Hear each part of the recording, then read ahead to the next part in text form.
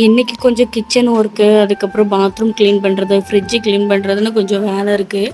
மதியம் லஞ்சுக்கு வந்து ஹஸ்பண்ட் வந்து காலையிலேயே சிக்கன் எடுத்து வச்சுட்டு கடைக்கு போயிட்டாங்க. நாங்கள் அதுக்கப்புறம் எழுந்திரிச்சி சிக்கன் கிரேவி வச்சுட்டு, அதுக்கப்புறம் ரசம் வச்சு சாப்பாடெல்லாம் பொங்கியாச்சு. நான் ஹஸ்பண்ட்ட கேட்டேன், வரதுக்கு லேட் ஆகுமோன்னு. ஆமாம், நான் வர லேட் ஆகும், நீ சாப்பிட்ரு அப்படின்னாங்களா. நான் சாப்பாடு போட்டு சாப்பிட்டுட்டு பையனுக்கும் அப்படியே சோறு ஊட்டிட்டேன். அதுக்கப்புறம் ஹஸ்பண்ட் ஒரு 2:30 போல் வந்திருந்தாங்களா. வந்தோடனே போய் மச்சியில் தான் யாரையும் கத்தாழை பறிச்சிட்டு வந்திருப்பாங்க போல். நீ மாடியில் போய் பாரு, ரோஸ் பூ அப்படியே செடி சாஞ்சிருச்சு, பூ வெயிட் தாங்காமல் அப்படின்னாங்க. பூவெல்லாம் பறிச்சிரு அப்படின்னாங்களா. நான் பூவெல்லாம் பார்த்தேன், ஒன்று மட்டும்தான் நல்லா விரிஞ்சிருந்துச்சி, மற்றதெல்லாம் மொட்டாக தான் இருந்துச்சு. மொட்டை மட்டும் விட்டுட்டு இந்த விரிஞ்சு பூ ஒன்றே ஒன்று இருந்துச்சு, அதை மட்டும் பறிச்சிட்டு வந்தாச்சு.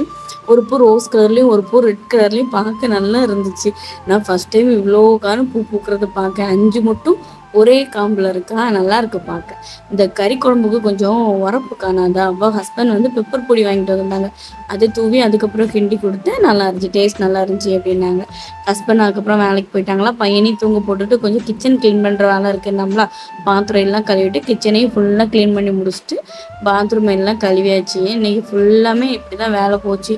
கொஞ்சம் ஃப்ரிட்ஜ் மட்டும் க்ளீன் பண்ணுற வேலை இருக்குது. மறக்காமல் வீடியோ பிடிச்சிருந்தா